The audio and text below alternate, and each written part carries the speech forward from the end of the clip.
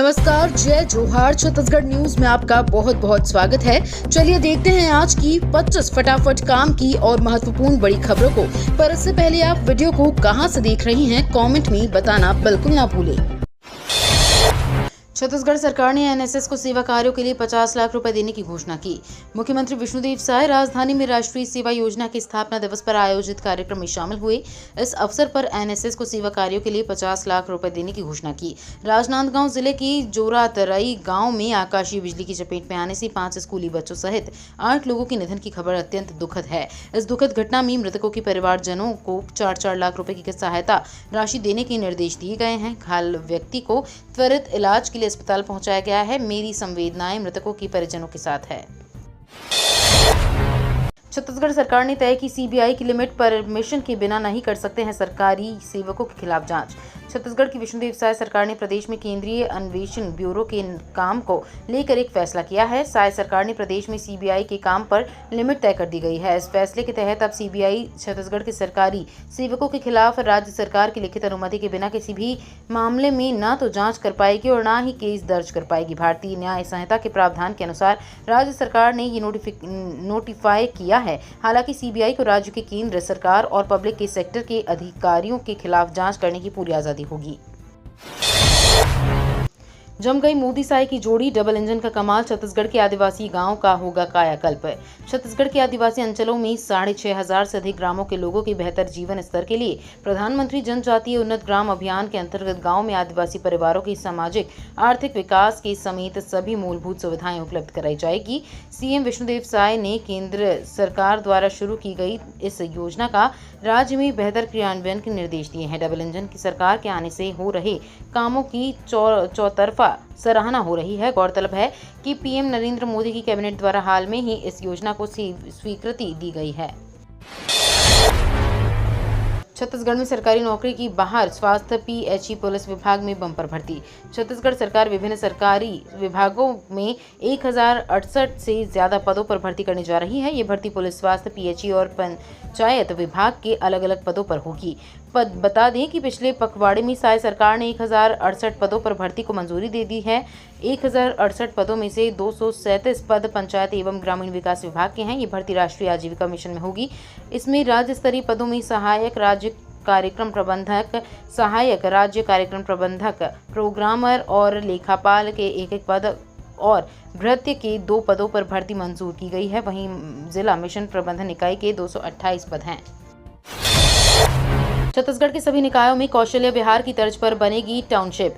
छत्तीसगढ़ में सभी नगरीय निकाय क्षेत्रों के में कौशल्य विहार की तर्ज पर आधुनिक टाउनशिप विकसित करने की योजना बनाई जा रही है। इस संबंध में भारतीय जनता पार्टी छत्तीसगढ़ ने एक्स पर जानकारी साझा की है। बीजेपी के ट्वीट में कहा गया है कि राज्य में साय सरकार के दौरान शहरी विकास को नई गति मिलेगी। इस पहल के तहत छत्तीसगढ़ के सभी शहरी क्षेत्रों में योजनाबद्ध टाउनशिप का निर्माण होगा, जिससे नागरिकों को बेहतर सुविधाएं और योजनाबद्ध आवास मिल सकेंगे। कौशल्य विहार जैसी विकसित टाउनशिप में अंडरग्राउंड बिजली, चौड़ी सड़कें, पार्क की सुविधा होगी।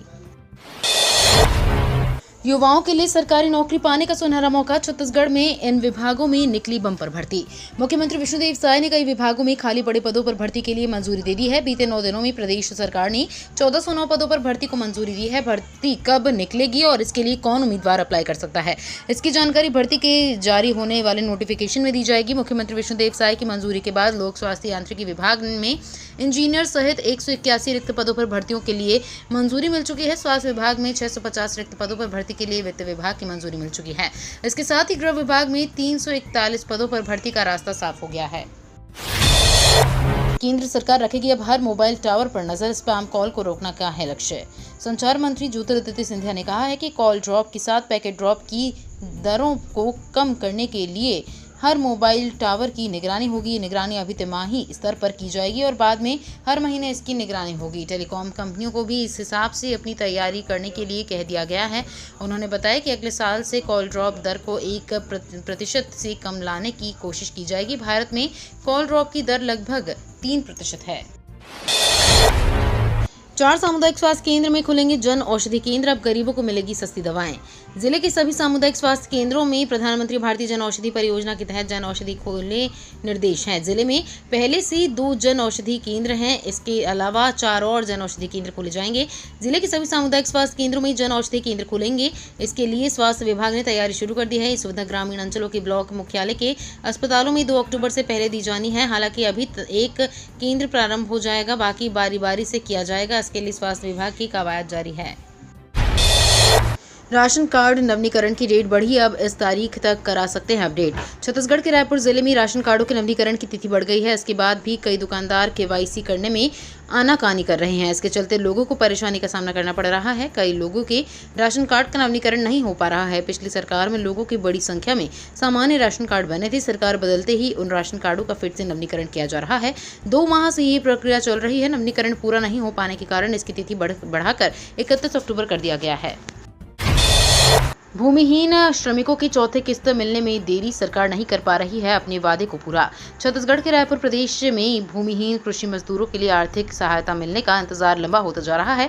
इसके लिए सरकार ने अपने पहले बजट में 500 करोड़ का प्रावधान किया है। इसके बावजूद दीनदयाल उपाध्याय भूमिहीन कृषि मजदूर कल्याण योजना को अब तक अमली जामा नहीं पहनाया जा सकता है।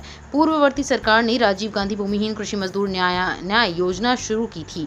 इसके तहत भूमिहीन कृषि मजदूरों को हर साल 7,000 रुपए की राशि दी जाती है। हैदराबाद के लिए इंडिगो की नई उड़ान फ्लाइट के लिए टिकटों की बुकिंग शुरू। छत्तीसगढ़ के रायपुर जिले स्वामी विवेकानंद एयरपोर्ट रायपुर से हैदराबाद के लिए इंडिगो एयरलाइंस की नई फ्लाइट उड़ान भरेगी। इस समय हैदराबाद के लिए सुबह 11:20 और रात 8:55 पर 2 फ्लाइटों का संचालन किया जा रहा है।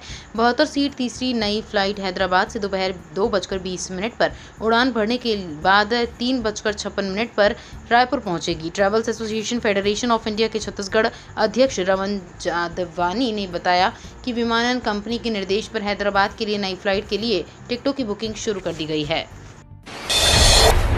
भूपेश ने जताई राजनीतिक षड्यंत्र की आशंका, सुप्रीम कोर्ट के चीफ जस्टिस को लिखा पत्र। पूर्व मुख्यमंत्री भूपेश बघेल ने सुप्रीम कोर्ट के चीफ जस्टिस को पत्र लिखा है। पूर्व सीएम भूपेश को आशंका है कि उनके खिलाफ राजनीतिक षड्यंत्र रचा जा रहा है। सुप्रीम कोर्ट के मुख्य न्यायाधीश को लिखे पत्र में पूर्व सीएम बघेल ने कोयला परिवहन और महादीप से टैप मामले में उनके खिलाफ रची जा रही साजिश के संबंध में अपनी बात कही है। उन्होंने पत्र में सुप्रीम कोर्ट से केंद्रीय एजेंसियों और राज्य की एजेंसियों की भूमिका और कामकाज की उच्च स्तरीय न्यायिक जांच की जाने का अनुरोध किया है। रायपुर में जल्द ही खुलेगा नया स्क्रैप सेंटर, इस तरह होगा सेटअप, तैयारी में जुटी कंपनी। प्रदेश में कंडम वाहनों को स्क्रैप करने जल्द ही स्क्रैपिंग सेंटर खुलेगा। टाटा कंपनी के अधिकारी इसकी तैयारियों में जुटे हुए हैं। इसके लिए सिलतरा और नई राजधानी स्थित 2 स्थानों पर जमीन चिन्हांकित की गई है। वहां वाहनों की खरीदी के बाद अनुपयोगी लोहे को पिघलाया जाएगा। वहीं वाहन के जरूरी और उपयोगी सामानों की बिक्री होगी। परिवहन विभाग के अधिकारियों से स्क्रैप सेंटर शुरू करने पर सहमति बनी है। सेटअप तैयार होने के बाद राज्य सरकार की अनुमति मिलते ही शुरू कर दिया जाएगा। RINL के 100 अधिकारी कर्मचारियों को मिलेगी स्थायी नौकरी। बस्तर के सभी स्थायी भू प्रभावितों को अभी तक नगरनार स्टील प्लांट में नौकरी नहीं मिल पाई है। वहीं NMDC प्रबंधन विशाखापट्टनम स्थित राष्ट्रीय इस्पात निगम लिमिटेड के 100 अधिकारी कर्मचारियों को पिछले दरवाजे से नगरनार स्टील प्लांट में लेने की कवायद शुरू हो गई है।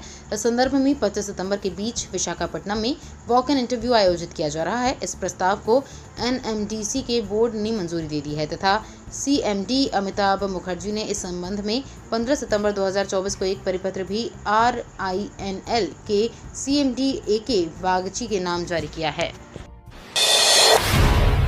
त्योहारी सीजन में महंगाई की मार, सब्जियों के दाम बढ़े। त्योहारी सीजन में लोगों को महंगाई की मार का सामना करना पड़ रहा है। बारिश में बाढ़ के कारण सब्जियों की फसल तबाह हो गई है। इससे टमाटर, प्याज सहित अन्य सब्जियों की कीमत में बढ़ोतरी हुई है। वहीं सरकार ने खाद्य तेलों में एक्साइज ड्यूटी में बढ़ोतरी कर दी है। इससे लगभग सभी खाद्य तेल की कीमतों में प्रति टीन 300 रुपये तक बढ़ोतरी हो गई है। इसके अलावा त्योहारों में ज्यादा खपत वाले किराना के कई सामानों में भी 15 से 20% तक वृद्धि हुई है। सप्ताह भर पहले तक 30 रुपए किलो बिकने वाला टमाटर रविवार को ही थोक में ही 52 से 55 रुपए किलो तक बिका।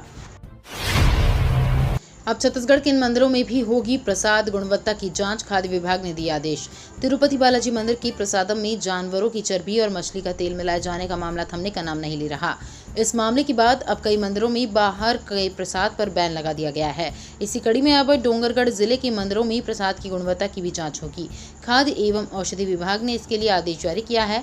मिली जानकारी के मुताबिक प्रसाद का सैंपल लिया जाएगा। वहीं नवरात्र में मंदिरों में देवभोग घी का प्रसाद में उपयोग किया जाएगा। बता दें कि तिरुपति मंदिर में प्रसाद विवाद के बाद ये फैसला लिया गया है। खाली खाली दौड़ रहा वंदे भारत यात्रियों की संख्या घटने से रेलवे को लगा झटका। दुर्ग विशाखापट्टनम के लिए शुरू हुई नई वंदे भारत ट्रेनों को यात्री नहीं मिल रहे हैं। 20 सितंबर से ये ट्रेन नियमित समय से दौड़ रही है, लेकिन लोगों का रुझान ट्रेन के प्रति नहीं दिख रहा है।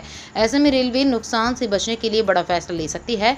दुर्ग विशाखापट्टनम वंदे भारत ट्रेन के लिए रेलवे के सामने बड़ी चुनौती है, क्योंकि एक तरफ जहां मुख्य रूट की ट्रेनों में कन्फर्म टिकट के लिए मारामारी की स्थिति है, वहीं 16 कोच की वंदे भारत ट्रेन में 3 दिनों में केवल 488 यात्री ही सफर किए।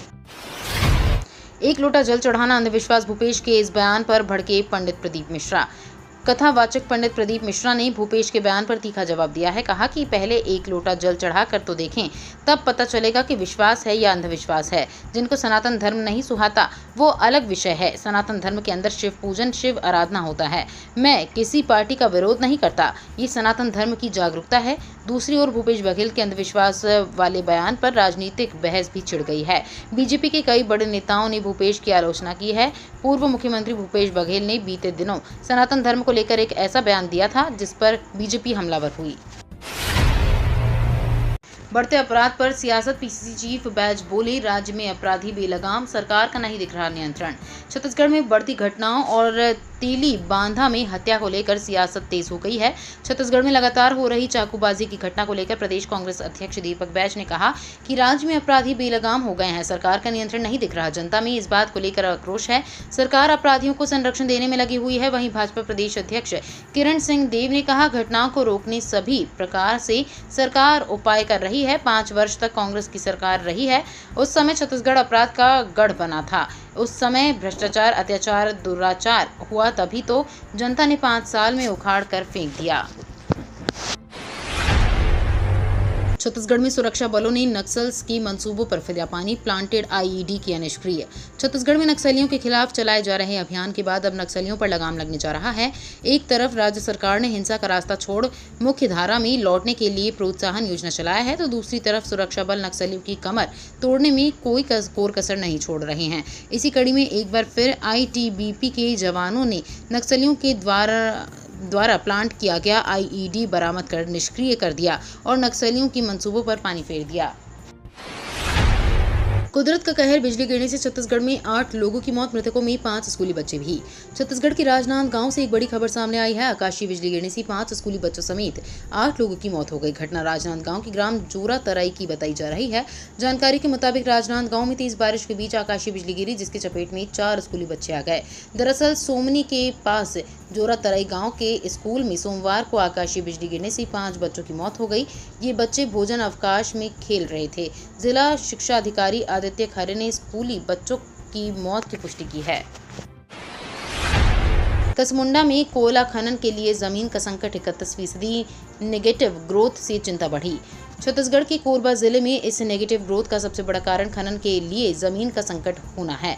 कोयला खदान का विस्तार की योजना आगे बढ़ रही है, लेकिन धरातल पर ये योजना कैसे लागू होगी, इसे लेकर प्रबंधन और ग्रामीणों के बीच मतभेद लगातार बढ़ता जा रहा है। स्थिति इतनी गंभीर हो गई है कि खदान से प्रभावित आधा दर्जन गाँव के लोग अपनी इन 1 इंच की जमीन प्रबंधन को देने के लिए तैयार नहीं है। इसका सीधा असर खनन पर पड़ रहा है। छत्तीसगढ़ में सीबीआई की लिमिट तय होने पर पीसीसी चीफ बैज ने उठाया सवाल। छत्तीसगढ़ में सीबीआई की लिमिट तय होने पर सियासत गर्म हो गई है। प्रदेश कांग्रेस अध्यक्ष दीपक बैज ने शायद सरकार पर निशाना साधा है। उन्होंने कहा है कि सीबीआई की एंट्री पर राज्य और केंद्र सरकार के बीच तालमेल नहीं है। सीबीआई की एंट्री केवल कांग्रेस के लिए है। बैज ने कहा, राज्य में हो रहे लेन देन से बचने का ये रास्ता है। कांग्रेस सरकार में सीबीआई बैन पर भाजपा सवाल उठाती रही है। भाजपा सरकार में सीबीआई की सीमा क्यों तय हुआ, इसका जवाब दें। मंत्री लखनलाल देवांगन करेंगे 28 लाख की लागत के विकास कार्यों का भूमि पूजन। प्रदेश के वाणिज्य, उद्योग और श्रम मंत्री लखनलाल देवांगन आज को कोरबा शहर के विभिन्न वार्डों में विकास कार्यों का भूमि पूजन करेंगे। इसमें वार्ड क्रमांक 1 सर्वमंगला पारा में शेड निर्माण कार्य लागत 5 लाख रुपए, वार्ड क्रमांक 8 एम लिडुगु में सीसी रोड एवं नाली निर्माण कार्य लागत 7 लाख रुपए। वार्ड क्रमांक 10 कुम्हार मोहल्ला और शनि मंदिर के पास सीसी रोड व नाली निर्माण कार्य लागत 6 लाख रुपए। वार्ड क्रमांक 11 पानी टंकी के पीछे नर्सरी नगर में बाउंड्री वॉल एवं गार्डन का निर्माण कार्य लागत 5 लाख रुपए। वार्ड क्रमांक 12 अटल आवास शारदा विहार में सीसी रोड निर्माण कार्य लागत 5 लाख रुपए के कुल 28 लाख के कार्यों का भूमि पूजन मंत्री श्री देवांगन करेंगे। 25 सितंबर को देश भर में सदस्यता महाअभियान चलाएगी बीजेपी। 25 सितंबर को बीजेपी सदस्यता महाअभियान चलाएगी। पार्टी इस दिन केंद्र, राज्य, जिला, मंडल से लेकर बूथ लेवल तक सदस्यता महाअभियान का विशेष ड्राइव चलाएगी। पार्टी ने इस दिन 1 करोड़ से ज्यादा सदस्य बनाने का लक्ष्य रखा है। 25 सितंबर बीजेपी के संस्थापक दीनदयाल उपाध्याय का जन्मदिन भी है। ऐसे में बीजेपी ने इस दिन विशेष सदस्यता महाअभियान चलाने का फैसला किया है। ये तो थी आज की बड़ी खबरें। अगर आपको न्यूज़ पसंद आई हो तो वीडियो को लाइक और शेयर करना बिल्कुल ना भूलें। धन्यवाद।